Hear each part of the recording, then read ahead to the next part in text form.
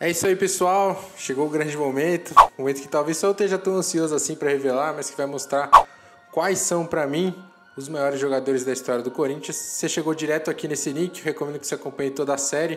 Tem a explicação do conceito, a base da pirâmide, a sequência disso. Dá um pause aí, assiste tudo lá, depois volta que a gente continua. Para você que já chegou, já sabe de tudo, vamos pra frente, né? Todo mundo na expectativa de saber quem vai estar lá em cima. Queria falar antes que pra mim, se você for ter uma noção, a gente vai falar aí do top 5, top 6 da história do Corinthians. Então, todos esses caras que eu vou citar, você pode argumentar tranquilamente que eles são o maior jogador da história do Corinthians. Acho que eles estão ali num patamar razoavelmente parecido. E qualquer pessoa pode fazer um argumento bem válido de que ele é o maior. Eu escolhi a minha ordem, né, a partir dos meus critérios. Enfim, vou tentar passar para vocês por que eu acredito que, no detalhe aí, alguém está acima do outro nessa pirâmide. Para começar, o primeiro vai ser uma lenda aí do Corinthians romântico, é o Neco. É um herói do clube das décadas de 10 e 20. Era um atleta extraordinário, faria sucesso em qualquer época do futebol. Os relatos são impressionantes, jogava em 5 posições diferentes, tanto no meio quanto no ataque. Foi referência técnica do futebol brasileiro, campeão sul-americano em 1919, o primeiro título internacional da seleção, e depois em 1922. São 242 gols em 297 jogos, uma marca absurda. Ele jogou 14 campeonatos paulistas e ganhou 7 deles, ou seja, ganhou metade do que ele disputou. E assim, hoje pode não parecer muito, né? Mas o Paulista era o que tinha para jogar, né? O Paulista era o brasileiro da época, né? Era a grande competição que os times tinham aqui. São Paulo e Rio dominavam ali a base da seleção brasileira. O Brasil já relevante no cenário internacional, então é um grande feito. Ele foi artilheiro do Corinthians em 9 temporadas diferentes. 9. Então é um fenômeno tão gigante assim que ainda antes dele parar de jogar, em 1929, já construíram um busto para ele no Parque São Jorge, o primeiro busto de tão absurdo que era o Neco. Se a categoria fosse idolatria, do maior ídolo do Corinthians, provavelmente ele estaria lá em cima na minha lista, ele estaria ali na posição 1 da pirâmide. Como não é, e ele jogou numa época bem diferente do futebol, né? O futebol ainda amador, ele fica um pouco abaixo desse topo aí, mas só um pouquinho, fica ali no detalhe. Seguindo essa linha do tempo aí, vem a maior joia aí da história do Corinthians, Roberto Rivelino, um cracaço de bola, meia canhoto, jogou por 10 anos no Corinthians, foi um pilar da seleção de 1970, talvez o melhor time da história do futebol. E ele conseguiu números individuais excelentes, né? Um cara que tem 144 gols e 120 assistências em 474 jogos, vivendo em uma época que o Corinthians não tinha tão grandes times assim, confrontando com o Santos do Pelé, a academia do Palmeiras. Então um cara que conseguiu se destacar muito, foi o ídolo de uma geração. Ele provavelmente seria incontestável se ele tivesse ficado no clube por toda a carreira, né? Infelizmente aconteceu em 74 a saída dele, por um conjunto de fatores envolvendo imprensa, torcida, presidente e ele próprio, né? O próprio desempenho dele dentro de campo não foi o esperado na final contra o Palmeiras e acabou ficando sem títulos oficiais, né? Imagina se o Rivelino tá naquele time de 77, conquistando aquele título absurdo. Acho que para mim não teria muita dúvida que ele seria o maior jogador da história do Corinthians. Como não tá lá, ficou faltando isso para ele ficar ali na primeira posição da minha pirâmide. Seguindo aqui, depois de um gênio, só pode vir um outro gênio, né, que é o Sócrates.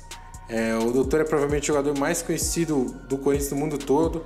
Obviamente você tem Garrincha, Ronaldo, caras que são gigantes do futebol mundial, mas são conhecidos por outra época da carreira, né? O Sócrates não, ele é conhecido pela época em que ele jogou no Corinthians. Foram 6 anos aí dele do auge, um gênio da história. Falando só de campo, ele fez 172 gols, deu 59 assistências em 298 jogos, uma média absurda.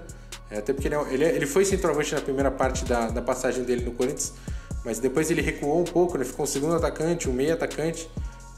Tudo isso com uma classe ímpar. Se você vê um vídeo quem viu o Sócrates jogar sabe do que eu tô falando. Se não viu, vá ver vídeos, uma classe absurda. O toque de calcanhar dele resume isso. Tricampeão paulista, fez gol em todas as finais que ele disputou do estadual. E ele fica aí um detalhezinho de estar no meu topo, né? Talvez se ele ganhasse um dos brasileiros que ele parou na semifinal, né? 82 e 84. Talvez se ele tivesse chegado um pouquinho antes, ele chegou já com 24 anos de idade. Se ele chegasse com 21, tivesse mais anos aí fazendo todas as peripécias dele dentro de campo. Se tivesse voltado da Europa para o Corinthians, enfim, vários contextos aí, ele podia estar ali incontestavelmente lá em cima, como não está, como não fez, fica esse detalhezinho. Obviamente eu estou falando do topo, então cada detalhezinho conta, mas por tudo que eu falei, merecidamente está nesse Olimpo aqui.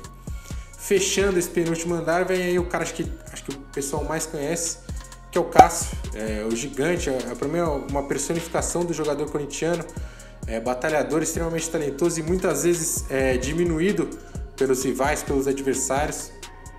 É um cara que ganhou 9 títulos pelo clube e ele, se ele não foi o melhor, ele foi um dos 3 melhores em 8 desses 9 títulos, Mundial, Libertadores, o Brasileiro 2015, 2017, o Paulista 17, 18, 13 também, 19. Para mim ele só não foi o melhor, um dos melhores contra o São Paulo na Recopa de 2013, que ele até falha no primeiro jogo. Mas de resto ele foi fundamental numa das eras mais vitoriosas do Corinthians, talvez a mais, né? Pela relevância dos títulos conquistados. Tá aí chegando aos 500 jogos e hoje ele é basicamente uma máquina de quebrando recorde, né? Em ganhar mais título, em acumular mais partida pelo clube, ficar jogo sem tomar gol. Eu acho que o que vier daqui pra frente pro Cássio é um lucro pra ele subir aqui, né? Nessa batalha de gigantes que ele já tá. Talvez ao final da carreira ele possa tá lá no topo, tá lá em cima da minha pirâmide, mas no momento eu deixo ele aqui embaixo. Acho que não é nenhum demérito, cara, um fenômeno. E bom, agora chegou a hora dos gigantes entre os gigantes, né? Dos caras que pra mim são os destaques até entre mesmo os maiores. Curiosamente, são 2 caras baixinhos e que tinham nome diminutivo. Agora que eu dei uma entregada, né? Eu vou começar falando do primeiro, o mais velho, o Luizinho. Luizinho, pequeno polegar, foi a peça fundamental naquela máquina dos anos 50, como eu já disse, para mim a primeira vez que o Corinthians teve o melhor time do mundo. Eu digo isso porque o Cláudio e o Baltazar, né, que são outros 2 caras geniais que formavam aquela linha de ataque, ele chegou em 45, ou seja, eles já estavam no Corinthians há um tempo razoável, quando o Luizinho sai da base, em 1948, e começa a desempenhar seu futebol. Tem um início fulminante, o Corinthians é tricampeão paulista com ele em um espaço muito curto, ali de 6 anos, coroando com o título do 4º centenário contra o Palmeiras. É tricampeão do Rio-São Paulo, que era o mais perto de uma competição nacional que você tinha na época, né? Você lembrar o começo da década de 50, ainda não tinha nem a Taça Brasil, nem o Robertão, né? Que depois foram reconhecidos como títulos nacionais. E ele começa uma trajetória internacional do Corinthians, né? É só na época do Luizinho que o Corinthians começa a fazer excursões internacionais, ganha títulos grandes internacionais, como a pequena Taça do Mundo na Venezuela, ganhando 2 vezes do Barcelona, sem Baltazar, sem Gilmar. Ganha a Taça Charles Miller também contra times importantes do cenário internacional, coisa que não existia, né? O Corinthians enfrentou times do exterior, óbvio, mas todos os times que vinham para o Brasil, a partir da época do Luizinho, o Corinthians sai. E é numa dessas excursões que ele ganha o apelido de Pequeno Polegar, né? Ele é o Pequeno Polegar encarando gigantes europeus. Desde aquela época, o futebol europeu se destacava pelo físico. Então tem um cara de 1,60 m ali que ia pra cima e tudo mais. Era uma representação muito grande do Corinthians, né? Um cara gigante na história. Tem 175 gols, 606 jogos. Jogou em várias posições, foi volante uma parte da carreira, era um meio campista na grande parte, armador, por vezes jogou no ataque. Ele viveu o ápice ali do Corinthians e como um bom corintiano ele viveu também a parte ruim, né? Viveu o faz-me rir, mas transformou o Corinthians numa referência que ia muito além de São Paulo, né? São Paulo é uma terra já dominada pelo clube do Parque São Jorge. O Luizinho expandiu as fronteiras do Corinthians, é uma lenda corintiana. Quem não conhece, estude, merece muito estar aqui nesse topo. Fechando, o outro vem o segundo diminutivo que eu falei, mais um baixinho, Marcelinho Carioca. Talvez é o cara mais fácil de se argumentar de estar nessa lista. Mesmo meio atacante, ele fez 205 gols e 185 assistências e 434 jogos pelo clube, né? Uma média absurda, quase uma participação em gol por jogo. É coisa aí de Messi, Cristiano Ronaldo e afins. O Marcelinho, que jogou no Corinthians, ele fazia coisas absurdas, né? Ele não foi assim no restante da carreira dele, foi um grande jogador em outros lugares, mas ele não foi o que ele foi no Corinthians. E ele percebeu como pouco isso que a torcida queria dentro de campo dele, né? É surreal o que foi o Marcelinho Carioca vestindo a camisa do Corinthians dentro de campo. Ele foi artilheiro do clube em 5 das 8 temporadas que ele disputou. Levantou 10 títulos, 4 paulistas, a primeira Copa do Brasil do Corinthians, 2 campeonatos brasileiros, sendo sempre a referência do time, um Mundial de Clubes, a Copa Bandeirantes, que é um título menor, mas que deu a vaga na Copa do Brasil, e o Troféu Ramon de Carranza, que é o único desse aí, que é um torneio amistoso. Ele é o jogador com mais passes para gol na história do Corinthians, muito à frente do Rivelino, que é o segundo colocado. Ele é o artilheiro do Corinthians na história do Brasileiro, ele é o artilheiro do Corinthians na história da Copa do Brasil, ele é o jogador que mais disputou finais e é o jogador que mais fez gol em finais pelo Corinthians, tem 14 gols em finais pelo Corinthians, quase o triplo do segundo colocado, que é o Viola, com 5.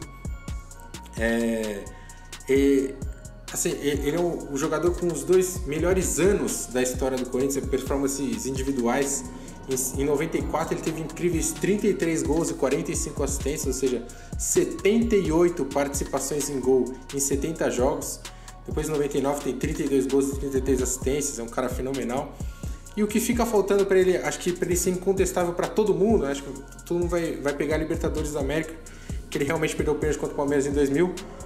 Mas assim, cara, ele é possivelmente o maior jogador do Corinthians individualmente na Libertadores, né? Tirando o título de 2012, as outras 3 grandes campanhas do Corinthians no torneio são com o Marcelinho, são as outras 3 vezes que o Corinthians passou das oitavas de final, né?